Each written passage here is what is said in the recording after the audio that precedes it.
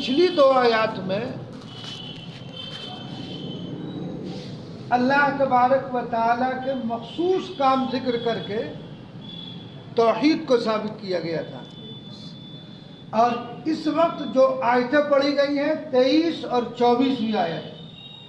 ان آیات میں نبی کریم صلی اللہ علیہ وسلم کی رسالت کو ثابت کیا جاتا ہے، یعنی اسلام کی جو بنیاد ہے، اس کے جو بنیادی اصول ہے، جو بنیادی ڈھانچہ ہے، جو عمود ہے بنیادی، وہ 2 ہے، ایک توحید اور دوسرے رسالت۔ تو پچھلی آیات پہلی 2 آیات میں توحید کو ثابت کیا گیا، اور ان 2 آیتوں میں رسالت کو ثابت کیا گیا، اور دونوں کے ثبوت کا جو طریقہ وہ ایک ہی ہے۔ پچھلی 2 آیتوں میں اللہ تبارک و تعالیٰ کی توحید کو ثابت کیا گیا، تو کچھ کام ایسے ذکر کیے گئے جو سوائے کہ اللہ کے کوئی نہیں کر سکتا۔ آسمان کا بنانا، وہاں سے بارش پانی کا برسانا، اس پانی کا زمین کے اندر جذب ہو جانا، اور زمین سے پھل اور پھول اور پودوں کا پیدا کرنا، خود انسان کا پیدا کرنا، انسان کی تخلیق، یہ اوصاف ایسے ہیں کہ یہ کسی اور میں نہیں پائے جاتے۔ تو ظاہر بات ہے کہ جب یہ چیزیں کسی اور میں نہیں پائی جاتی، صرف اور صرف رب العالمین میں پائی جاتی ہے، تو وہی مستحق عبادت بھی ہے۔ دوسرے نمبر پر جو ان 2 آیات میں ذکر کیا گیا، جس میں رسول اللہ صلی اللہ علیہ وسلم کی رسالت کو ثابت کیا گیا، تو ایک ایسا کلام جس کی کوئی نظیر نہیں، بھئی جیسے اللہ کی کوئی نظیر نہیں ہے، ایسے ہی اللہ کے کلام کی بھی کوئی نظیر نہیں، تو وہ ذات کے اعتبار سے، صفات کے اعتبار سے یکتا اور تنہا ہے، ایسے اس کا جو کلام ہے یہ ایسا بے نظیر ہے کہ اس جیسا کلام کوئی دوسرا نہیں ہے۔ اگر اس جیسا کلام کوئی دوسرا ہوتا تو اللہ نے ان آیات میں تحدی کی ہے، چیلنج کیا ہے کہ نبی کریم صلی اللہ علیہ وسلم پر اللہ نے اس قرآن کو نازل کیا، اگر اس جیسا کلام تم پیش کر سکتے ہو تو پیش کرو۔ بھئی تمہیں تردد ہے کہ یہ نبی کریم صلی اللہ علیہ وسلم کا بنایا ہوا نعوذ باللہ کلام ہے، وہ اپنی طرف سے گھڑ کر اللہ کی طرف نسبت کرتے ہیں اور کہتے ہیں اللہ کا کلام ہے، تو اللہ نے چیلنج کیا، اگر تمہیں اس میں تردد ہے، شک ہے کہ یہ محمد الرسول اللہ صلی اللہ علیہ وسلم کا بنایا ہوا کلام ہے، تو اس جیسا کلام پیش کر دو، اس لیے کہ وہ جیسے انسان ہے ایسے تم بھی انسان ہو، جب وہ کلام بنا سکتے تو تم بھی بنا سکتے ہو۔ اور دوسری بات یہ ہے کہ تم تو پیدائشی، تمہارا نشو و نما اور تمہاری پیدائش اس ماحول میں ہوئی ہے جہاں فن فصاحت بلاغت تمہاری گھٹی میں پڑا ہوا ہے، تمہارے اساتذہ بڑے ماہر فن، اور پیدائشی طور پر تم وہ علم لے کر آئے ہو اس فصاحت اور بلاغت کو،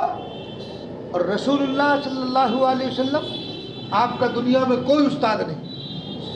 آپ نے دنیا میں کسی سے نہیں سیکھا، تو جب وہ بغیر سیکھے ایسا کلام پیش کر سکتے ہیں بقول تمہارے، تو تمہارے تو اساتذہ بھی ہیں اور تم اس علم و فن میں ماہر بھی ہو، تو تم تو بدر جولا بنا سکتے ہو، تو پھر لے آؤ کلام۔ نہیں لا سکے، عاجز ہے۔ جب اس جیسا کلام لانے سے عاجز، تو اللہ تبارک و تعالیٰ نے آدم علیہ السلام سے لے کر رسول اللہ صلی اللہ علیہ وسلم تک ہر نبی کو کوئی نہ کوئی معجزہ دیا گیا، اور وہ معجزہ اس کی نبوت پر دلیل ہوتا ہے، وہ معجزہ اس کے نبوت پر دلیل ہے۔ تو نبی کریم صلی اللہ علیہ وسلم کو ایسا بے نظیر کلام دیا گیا ہے کہ اس جیسا کلام کوئی اور نہیں ہے، تو لاؤ، لانے سے عاجز ہو تو یہ معجزہ ہے رسول اللہ صلی اللہ علیہ وسلم کا۔ اور یہ دیکھیے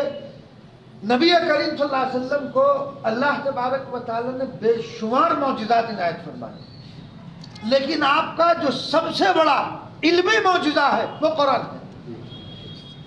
دیگر انبیاء علیہ الصلوۃ والسلام کو معجزات دیے گئے، وہ دنیا سے رخصت ہو گئے، وہ معجزہ ان کے ساتھ چلا گیا۔ رسول اللہ صلی اللہ علیہ وسلم کو ایسا معجزہ دیا گیا ہے جو آپ کے ساتھ نہیں گیا، قیامت تک جاری اور ساری رہے گا۔ یہ دلیل ہے آپ کے خاتم النبیین ہونے کی کہ جب یہ معجزہ آپ کا ہے اور یہ قرآن قیامت تک رہے گا، معلوم ہوا آپ کی نبوت قیامت تک رہے گی، اب آپ کے بعد کوئی نبی نہیں آئے گا۔ تو گویا کہ دو بنیادی اصول، پہلی دو آیات میں توحید کا ثبوت، اور ان دو آیتوں کے اندر جو ہے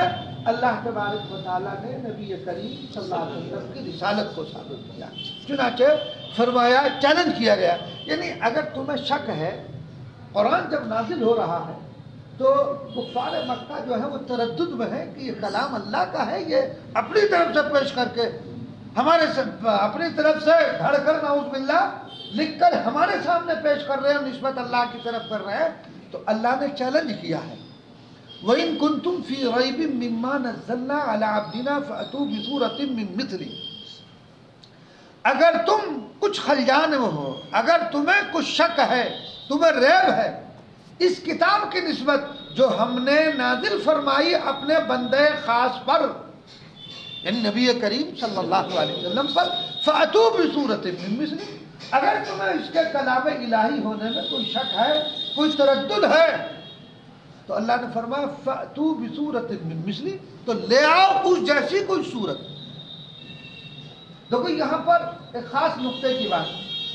فَأْتُوا بِسُورَةٍ، بغیر سورت کو بغیر الف لام کے اللہ نے ذکر فرمایا، الف لام کے ساتھ نہیں ہے۔ اس سے مراد ایک حصہ، ایک قطعہ، چھوٹی سے چھوٹی سورت بھی اس میں شامل ہے، عام ہے گویا کہ۔ تو کوئی چھوٹا سے چھوٹا حصہ، کوئی چھوٹی سے چھوٹی سورت تم جو ہے بنا کر لے آؤ، اگر تمہیں شک کوئی تردد ہے تو لے آؤ نا، پتہ چل جائے گا کہ یہ محمد الرسول اللہ صلی اللہ علیہ وسلم کا بنایا ہوا کلام ہے یا یہ کلام کسی اور ذات کا ہے۔ بھئی ایک آدمی چیلنج کر رہا، تو اگر آپ اس چیلنج کو قبول کر رہے ہیں، اس چیلنج کا جواب دے رہے ہیں، تو اس کا مطلب یہ ہے، ثابت ہوگا کہ یہ اللہ کا کلام نہیں ہے۔ اگر چیلنج کو قبول کر رہے ہیں اور اگر اس چیلنج کو آپ قبول نہیں کر رہے، کوئی لے کر رہے ہیں، تو اس کا مطلب ہے اس جیسا کلام لانے سے عاجز ہو، تو جب عاجز ہو تو اس کو مانو، جب عاجز ہے تو اس کو مانو۔ اور یہ چیلنج آج نہیں کیا گیا، 1445 چل رہا ہے اس وقت ہجری، 1445 ہجری چل رہا ہے۔ اتنے عرصے سے، اس سے پہلے یہ قرآن نبی کریم صلی اللہ علیہ وسلم پر نازل ہوا تو 14 صدیاں گزر گئی، 15ویں صدی چل رہی ہے، تو آج تک اس چیلنج کو کسی نے قبول نہیں کیا ہے۔ آج تک اس قرآن کے مقابلے میں بڑی سے بڑی صورت یا کوئی چھوٹی سے چھوٹی صورت کے مقابلے میں کوئی آج تک پیش نہ کر سکا اور نہ قیامت تک کر سکتا ہے۔ کیوں؟ اس لیے کہ یہ کلام اللہ کا ہے۔ اگر کوئی یہ کہے میں اس جیسا کلام پیش کر سکتا ہوں تو گویا کہ وہ خدا ہونے کا دعویٰ کر رہا ہے۔ بس جس طرح میں نے بتایا کہ اللہ تبارک و تعالیٰ کی ذات تنہا ہے، کوئی شریک نہیں، اس کی صفات جو ہیں وہ بھی یکتا ہے، کسی اور میں نہیں پائی جاتی، تو ایسے ہی یہ اس کا جو کلام ہے یہ بھی یکتا ہے، اس کی کوئی نظیر نہیں۔ تو گویا کہ کوئی نظیر پیش کرے تو ادھر پردہ خدا ہونے کا دعویٰ کر رہا ہے وہ، اور یہ ناممکن ہے۔ اور پیش کر کے تو دکھائے، کوئی پیش کر کے تو دکھائے، کوئی لائے تو اس کے مقابلے میں نہیں لا سکتے۔ چلو نبی کریم صلی اللہ علیہ وسلم نے تو تنہا پیش کیا، یعنی ان کے بقول ان کے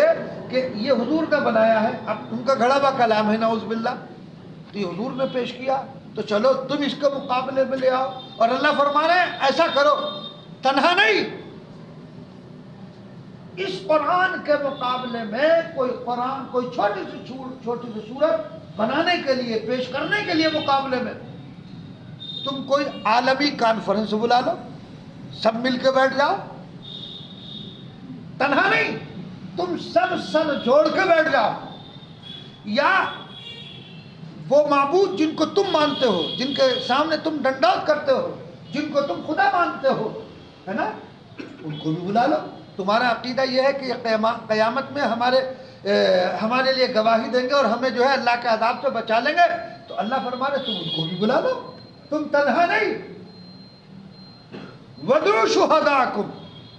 اور بلا لو اپنے حمایتیوں کو، تنہا نہیں،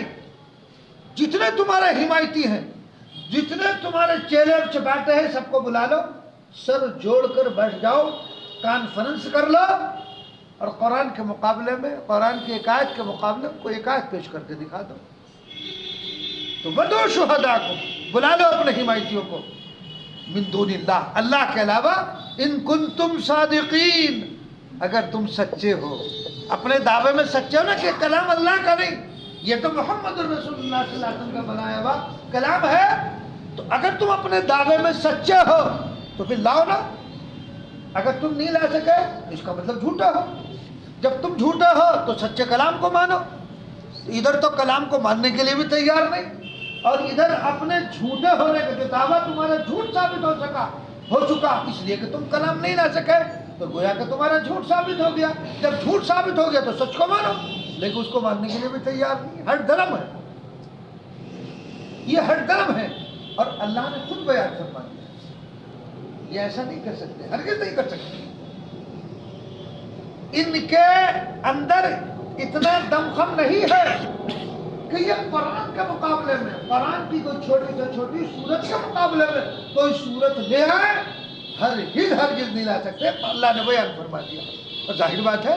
بھائی اس مخلوق کو اللہ ہی نے تو پیدا کیا، اللہ ان کی نفسیات سے واقف ہے۔ بھائی آئندہ آپ کیا کیا کریں گے، آپ کے کیا عزائم ہیں، اس سے تو اللہ واقف ہے۔ تو جب اللہ واقف ہے تو اس بات کو بھی جانتا ہے اللہ کہ تم نہیں لا سکتے ہو، اسی لیے اللہ تبارک و تعالیٰ نے فرمایا فَإِن لَّمْ تَفْعَلُوا وَلَن تَفْعَلُوا، پھر اگر تم یہ کام نہ کر سکے، وَلَن تَفْعَلُوا، اور قیامت تک بھی نہ کر سکو گے، اللہ نے خود بیان فرما دیا، اگر تم یہ کام نہ کر سکے اور قیامت تک نہیں کر سکو گے، تاکید کے ساتھ بیان کیا گیا، تاکید کے ساتھ۔ آدمی کہتا میں یہ کام ضرور بھی ضرور کروں گا، ضرور بھی ضرور کروں گا، تو ایسے یہاں تاکید ہے یہ کہ وہ نہیں کر سکیں گے، ہرگز نہیں کر سکیں گے، یعنی ان کا بس کی بات نہیں ہے کہ قرآن کے مقابلے میں کوئی قرآن لا سکے۔ تو پھر کیا ہوگا؟ پھر اللہ تعالیٰ نے فرمایا فَاتَّقُوا النَّارَ الَّتِي وَقُودُهَا النَّاسُ وَالْحِجَارَةُ، جب تم قرآن کو جھٹلا رہے ہو، گویا کہ رسول اللہ صلی اللہ علیہ وسلم کو بھی تم نے جھٹلا دیا اور قرآن کو بھی تم جھٹلا رہے ہو، تو بس اب تیار ہو جاؤ، کہیں کے لیے؟ اب تیار ہو جاؤ اس آگ کے لیے جس کا ایندھن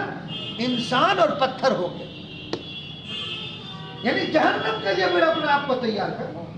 تمہیں جو ہے پھر جہنم میں ڈالا جائے گا۔ جب تم دلائل دے دیے گئے، تمہارے سامنے چیزیں آ گئی کہ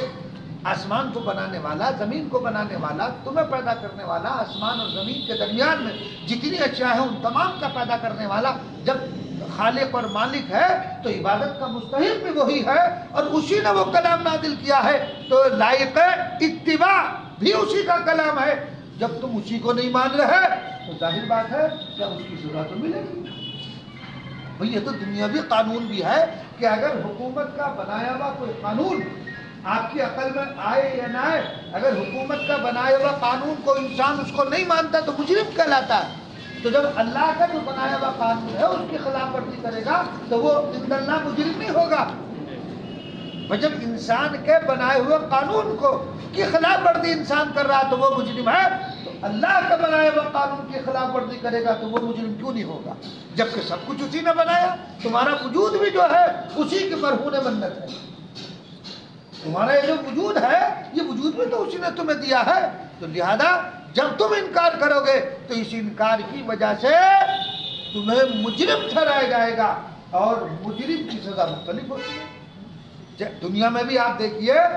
انسان جیسا جرم کرتا ہے ویسی اس کو سزا دی جاتی ہے۔ آپ نے دیکھا ہوگا کبھی اس کو 2-4 ڈنڈے لگا کر چھوڑ دیا جاتا ہے، جیل میں رکھا جاتا ہے، 3 مہینے کی جیل، عمر قید کر دیا جاتا ہے، پھانسی لگا دی جاتی ہے، یعنی اس کا جیسا جرم ہوگا اس جرم کے اعتبار سے سزا بھی ویسی، بڑا جرم ہے تو سزا بھی بڑی ہوگی۔ جب اللہ تبارک و تعالیٰ کے قانون کو اس نے توڑا اور اللہ تبارک و تعالیٰ کی توحید کا وہ منکر اور رسول اللہ صلی اللہ علیہ وسلم کی رسالت کو بھی نہیں مان رہا، اس سے بڑا جرم کیا ہوگا؟ جس نے پیدا کیا، جس نے تمہیں پالا، تمہیں پرورش کیا، تمہیں ہزارہ نعمتوں سے تمہیں نوازا، اور پھر تم اس کی نافرمانی کرو، تو ظاہر بات ہے اس سے بڑا مجرم کون ہوگا؟ لہذا سزا بھی سخت ہوگی، اور وہ سزا کیا ہوگی؟ اللہ نے فرمایا فاتقوا النار التي وقودها الناس والحجارہ، تو پھر ذرا بچتے رہیے دوزخ سے جس کا ایندھن آدمی اور پتھر ہے۔ یعنی جب تم اللہ کو بھی نہیں مان رہے اور اللہ نے جو رسول منتخب کر کے تمہاری طرف بھیجا اور اس پر اپنے کلام کو نازل فرمایا اس کو بھی تم نہیں مان رہے، تو اب دوزخ کے لیے تیار ہو جاؤ۔ اب دوزخ کے لیے تیار ہو جاؤ۔ اس دوزخ کا جو ایندھن بنے گے وہ کون؟ وہ انسانوں کو اس میں ڈال دیا جائے گا۔ جیسے آگ جلانے کے لیے لکڑی کی ضرورت ہوتی ہے، لکڑی کو جلایا جاتا ہے یا اور چیزوں کو، ایسے ہی اس آگ کو دہکانے کے لیے انسانوں کو ڈالا جائے گا۔ اور والحجارہ، اور پتھر، یہ جتنے پتھر، اس کی تفسیریں کئی ہیں۔ پتھر سے مراد یا تو عام پتھر ہیں، پہاڑ ہیں، یا پھر وہ پتھر ہیں جن کو یہ پوجتے ہیں۔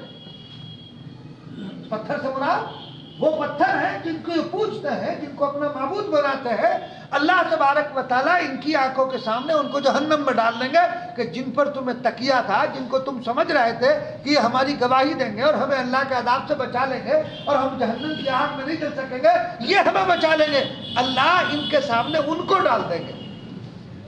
یہ دیکھیں گے کہ یہ ہمیں کیا بچائیں گے، اپنے آپ کو نہ بچا سکیں۔ پھر یہ اسی وقت ان کو احساس ہو جائے گا اب ہم بھی نہیں بچ سکتے۔ تو یہ پتھر مراد ہے جن کی یہ پوجا کرتے ہیں، جن کے سامنے ڈنڈوت کر رہے ہیں، کہ جن پر ان کو تکیہ ہے کہ کل قیامت میں اللہ کے سامنے ہمارے سفارشی ہوں گے، اللہ ان سفارشیوں ہی کو جہنم میں ڈال دیں گے کہ اب لاؤ کون ہے تمہارے سفارشی، کہاں ہے تمہارے سفارش کرنے والے؟ ظاہر بات ہے جب سفارشی ہی پہلے جہنم میں چلا گیا تو وہ کیا بچا لے گا؟ تو اس لیے اللہ نے فرمایا کہ جب تم توحید کے بھی منکر ہو، رسالت کا بھی انکار کر رہے ہو، معجزات کو بھی نہیں مان رہے ہو، تو اب جہنم کے لیے تیار ہو جاؤ جس کا ایندھن جو ہے وہ کیا ہے؟ انسان ہوں گے اور پتھر ہوں گے۔ اعدت للکافرین، تیار ہوئی رکھی ہے کافروں کے واسطے۔ دیکھو اللہ تبارک و تعالیٰ نے کیا فرمایا، قرآن کا لفظ الفاظ دیکھو، اعدت للکافرین، یہ جہنم در حقیقت تیار ہی کی گئی ہے کن کے لیے؟ جو کافر ہیں، جو نافرمان ہیں، جو اللہ کے باغی ہیں۔ بھئی جیل کس کے لیے ہوتی ہے؟ عام انسانوں کے لیے تھوڑی تھی، جیل تو مجرم کے لیے بنائی جاتی ہے، جیل مجرم کے لیے، تو جہنم کس کے لیے ہوئی؟ مجرموں کے لیے ہوئی ہے۔ تو جہنم اللہ نے تیار کر رکھی، مومنوں کے لیے نہیں، مومنین کے لیے تو اللہ نے جنت تیار کی۔ جس طرح جیل مجرمین کے لیے ہوا کرتی ہے، اسی طرح جہنم اللہ نے مجرمین کے لیے، باغیوں کے لیے، سرکشوں نافرمانوں کے لیے اللہ نے تیار کر رکھی۔ تو جو جرم کرے گا اس کو جہنم میں ڈالا جائے گا، جیسا جرم ہوگا ویسے ہی طبقے میں اس کو رکھا جائے گا۔ جہنم کے بھی مختلف طبقات ہیں نا، الگ الگ طبقوں میں بیٹھی ہوئی ہے، تو جہنم میں جس طرح الگ الگ طبقے ہیں وہ اس کو جرم کے اعتبار سے اسی طبقے میں اس کو رکھا جائے گا، اس کو عذاب بھی، اس کو سزا بھی اسی جرم کے اعتبار سے ملے گی۔ جتنا بڑا جرم اتنی بڑی سزا، اتنی سخت سزا۔ تو اس لیے اللہ نے جہنم در حقیقت تیار کی ہے مجرمین کے لیے۔ بھئی ہاسپٹل کس کے لیے تیار ہوتا ہے؟ عام انسانوں کے لیے تھوڑی ہوتا ہے، وہ تو مریضوں کے لیے ہوتا ہے نا۔ کوئی بیمار ہو گیا تو وہ ہاسپٹل میں جا رہا، آئی سی یو میں اگر جیسا مرد ہے ویسے اس کے ساتھ معاملہ کیا جاتا ہے۔ اگر مرد ہلکا پھلکا ہے داخل کیا تو عام ڈپارٹمنٹ میں رکھا جاتا ہے، اور اگر ذرا سیریس اس کی حالت ہے، اس کی کنڈیشن اچھی نہیں ہے تو کہاں رکھتے ہیں؟ آئی سی یو میں۔ تو گویا کہ مرض کے اعتبار سے تو ہاسپٹل جو تیار کیا گیا ہے وہ مریضوں کے لیے ہے، نہ یہ کہ صحت مندوں کے لیے۔ تو جہنم جو تیار کی گئی ہے وہ در حقیقت مجرموں کے لیے ہے۔ ورنہ مومنین کے لیے جو اللہ کے مومن بندے ہیں، جو صالح بندے ہیں، جو اعمال صالحہ کرنے والے، اچھے عمل کرنے والے، نبی کریم صلی اللہ علیہ وسلم کی ہدایات پر چلنے والے، اللہ نے ان کے لیے تو جنت تیار کر رکھی ہے۔ ان کے لیے تو اللہ نے آخرت میں جنت تیار کر رکھی ہے، ان کو اللہ تبارک و تعالیٰ جنت کی نعمتوں سے حصہ عطا فرمائیں گے۔ ہاں جو مجرم ہوگا، اب آپ کہیں گے کہ اعدت للکافرین، کہ جہنم تو کافروں کے لیے تیار کی گئی ہے، پھر مسلمان کیوں جائیں گے جہنم میں؟ مسلمان کیوں تو جائیں گے؟ پھر جب تیار مسلمانوں کے لیے نہیں کی گئی، تیار کافروں کے لیے کی گئی، تو مسلمان کیوں جائیں گے؟ تو اس کا جواب یہ ہے کہ جب آدمی، تو ابھی میں نے ہاسپٹل کی مثال دی، جب آدمی بیمار ہو جاتا ہے تو اس کو ہاسپٹل میں داخل ہونا پڑتا ہے، وہاں وہ بیماری صحیح ہو گئی تو وہ ہمیشہ تھوڑی جاتا ہے ہاسپٹل میں رہنے کے لیے۔ بھائی کوئی بیمار ہوا تو ہاسپٹل میں ہمیشہ نہیں رہے گا، صحت مند ہو گیا، بیماری دور ہو گئی، اس کو ہاسپٹل سے گھر بھیج دیا گیا کہ بھائی تم ٹھیک ہو گئے، اب جاؤ تمہاری چھٹی۔ ایسے ہی مومن کو جہنم میں رکھا جائے گا، اس نے جو نافرمانیاں کی ہوگی، اس کی جو بیماری ہوگی، اس کی دھلائی ہو کر اسے صحیح کر کے پھر اللہ تعالیٰ جہنم سے نکال کر پھر جنت میں بھیج دے۔ تو جس طرح بیمار عارضی طور پر ہسپتال میں داخل ہوتا ہے، مستقل نہیں، ایسے ہی مومن جہنم میں جائے گا، اس نے جو اللہ کی نافرمانیاں کی ہوگی، اس نے جو گناہ کیے ہوں گے، وہ گناہ جب دھل جائیں گے، اس کی پٹائی چھتائی ہو جائے گی، پھر اس کو جہنم، یعنی انجام کے اعتبار سے اللہ تبارک و تعالیٰ مومن کو جنت میں داخل کر دے۔ ہر مومن جنت میں جائے گا، حتیٰ کہ ایک روایت میں آتا ہے نبی کریم صلی اللہ علیہ وسلم کو اللہ تبارک و تعالیٰ اختیار دیتے کہ آپ اپنے علم کے متعلق جہنم سے اپنے امتی کو نکال لیں۔ اللہ تبارک و تعالیٰ جب یہ اجازت دیں گے تو جو جہنمی آپ کی معلومات اور علم کے مطابق نکال لے کے آپ، اللہ تعالیٰ فرمائیں گے اب تو کوئی باقی نہیں، کہ رسول اللہ صلی اللہ علیہ وسلم فرمائیں گے اللہ میرے علم کے مطابق اب کوئی نہیں۔ پھر روایت میں آتا ہے کہ اللہ تبارک و تعالیٰ ایک مٹھی بھر کر، اب اللہ کی مٹھی کتنی بڑی ہوگی یہ تو اللہ ہی جانتا ہے، ایک مٹھی بھر کر جہنم میں سے جہنمیوں کو نکال کر جنت میں داخل کرے گا۔ یعنی یہ وہ لوگ ہوں گے جن کے ایمان کی خبر سوائے اللہ کے کسی کو نہیں، یعنی ان کا ایمان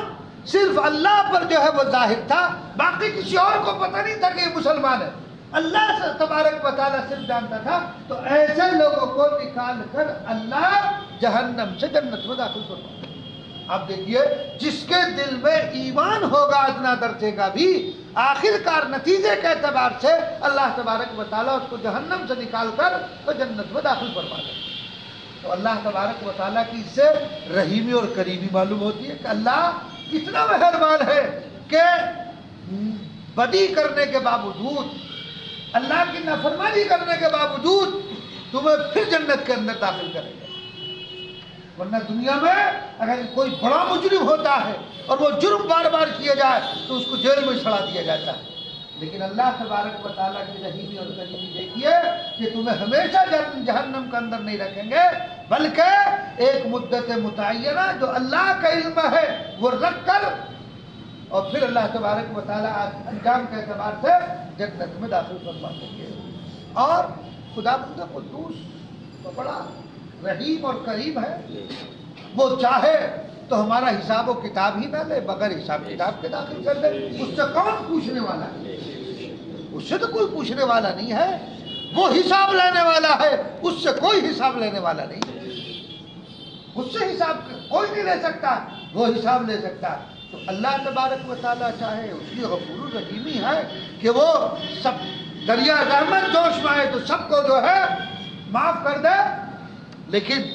اللہ نے خود قرآن میں بیان کر دیا کہ میں ہر گناہ کو معاف کر دوں گا، شرک کو معاف نہیں کریں گے۔ جو مشرک ہوگا، جو اللہ کی ذات یا صفات میں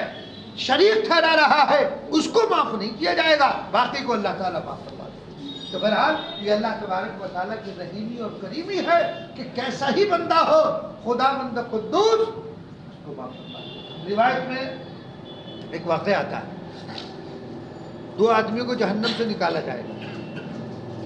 اللہ کے سامنے حاضر کیا جائے گا، اللہ ہی کے حکم سے اللہ تعالیٰ فرشتوں کو فرمائیں گے انہیں پھر جہنم میں لے جاؤ، وہیں ڈال جاؤ۔ ان سے کہا جائے گا کہ تم اپنے ٹھکانے میں جہنم میں چلے جاؤ، ایک فوراً چلا جائے گا، ایک وہیں کھڑا رہے گا۔ اب اللہ کو تو سب علم ہے، سب جانتا ہے خدا بندہ قدوس، اللہ تعالیٰ اس کو بلوائیں گے، جو دوڑ کے چلا گیا پھر جہنم میں اس کو بلوائیں گے تو اس کو لے کر آؤ۔ تو اللہ تعالیٰ اس سے پوچھیں گے اے میرے بندے تو واپس کیوں گیا؟